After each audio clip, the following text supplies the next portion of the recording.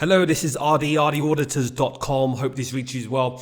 So I want to bring to your attention for something very interesting that intertwines the US government contract and the son of the founder of the company who's basically stole the funds and basically used that to trade and then launched the token. It's just unbelievable. This storyline's crazy. So let's go back to square one.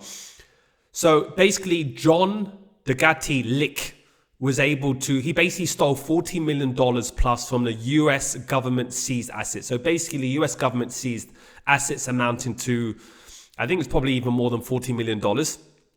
And basically what the government then did is they then assigned a IT government contract to a company called CMDSS. So CMDSS is Command Services and Support Inc. So they involve management strategies, enterprise solutions, technology services. So they're more like cybersecurity, surveillance, security. So they won this contract from the government to be able to essentially look after and monitor and basically have access to the address and monitor it, right? And then when they'll look at dispersing, then it'll then essentially probably go to the treasury. So the founder of this company is called Dean Degatti. Yes. So Dean Degatti, he's basically the president. He's the president of this cybersecurity IT company that received the contract. Then his son is called John Degatti Lick, they call him. So basically what then happened was he essentially, which is actually crazy if we just go to here, John Degatti essentially then started flaunting the wealth on, let's just pull it up so we can actually see what happened here. Yeah, so basically here, it just shows that the US Marshals are investigating the 40 million crypto theft by a contractor's son, which basically took place. So this is actually him. So what was crazy here, as it clearly says, there were screenshots of this John, the son, sharing wallets tied to more than 90 million in suspected thefts. So it's actually $19 million that was tracing back to the Bitfinex hack. And on the recordings, John is seen controlling multiple addresses as millions in ETH, in TRX are actively moved in real time, leaving little doubt. So basically, he was actually recording him having access to the addresses amounting to $90 million, recording this in real time, showing off with other friends, right? Flaunting, right? Wealth. And basically, so it showed up with the transaction tracing via the blockchain. And obviously the father reportedly owns, so he's president and he's actually the owner of the company, as we just mentioned. And then basically shortly after the findings, so shortly after this information was actually released, he essentially then started deleting his accounts, the websites, LinkedIn, and so on and so forth. And then, despite this, then what happened, ZachXBT, which basically focuses on, monitoring and tracking some of these, he's an investigator in terms of crypto.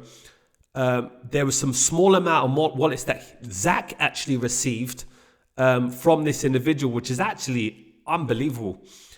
So if we just pull up here, so then he just CMSDSS basically started deleting their accounts, then private site.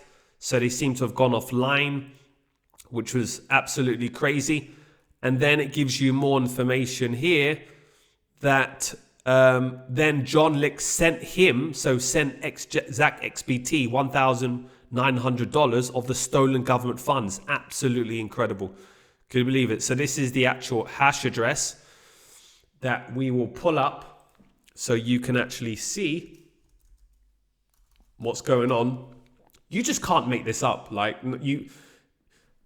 director of a Hollywood film can't even make up these things that taken place. So it came from this account and it was sent to ZachXBT. So actually $2,000 right now, based on the current price of ETH. So, and then basically update, Patrick Witt is executive director, advisor for the digital assets. and both stated that they're looking into the incident. So they're now also looking into it.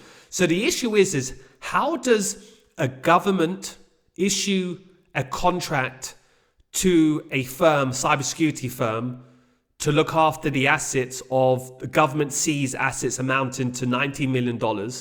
And then the owner and president of this IT government, his son somehow has access, gains access, and then starts flaunting. Like, the OPSEC regarding this is unbelievable. Plus the optics of this. And then how brazen the son is to then not only flaunt them having access. So number one, for the father to then somehow, whether he gave access to his son or his son found this, what are you doing? How does family members even somehow have access to the address which is government seized? That no way you should be able to divulge his details. If you gain access, it shouldn't even be on your mobile phone. It shouldn't be on any files at home. Like, what is going on? Where's the protocols in place? Then for him to be brazen to show recordings of him moving money amongst his friends, and then he's sending this investigative individual funds, that's just like takes it to another level. And then to make it even worse, the individual then launches a token called LICK, L-I-C-K. And basically this token, so this is the individual here, this is the leaked of the token he launches. This is the original video. Can you believe it? And he's on like a private jet or something and he's laughing. So this is just absolutely unbelievable. Then he launches a token and then the token pumps and then absolutely crashes in a matter of like a few hours, as you can see here, LICK. So this is basically the token that took place. So one of these coins will rip again, holding. So basically just absolutely crashed, contract address. And then apparently US Justice Department rang Elon as soon as it launched the token. So apparently they're saying that someone from the Justice Department contacted Elon, who's basically the founder of basically the Pump Fund, where the token was launched on, and basically told him to literally ban the account immediately. So it's an absolute total farce. The crypto is in a total mess. And this tends to happen when prices top out. You tend to see so many rugs, so many scams, everything taking place because people are drunk on their own on their own vodka, as they say. They're absolutely going crazy on the amount of money. But I just don't understand how someone could be in a point where it's not even just the son. It's the duty of the founder of this company that he somehow didn't have the OPSEC in place in terms of securing this wallet that his son gained access.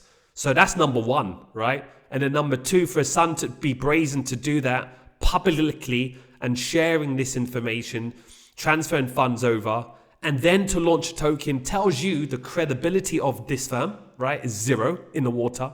The credibility of right now, the government giving a contract to this individual is appalling. So now the US Marshals are obviously investigating this situation.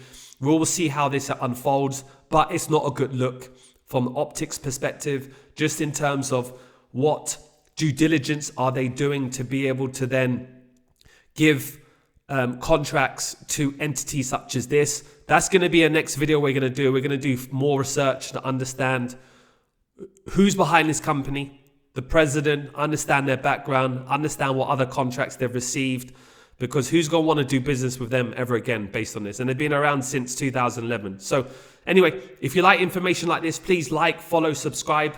We appreciate your support.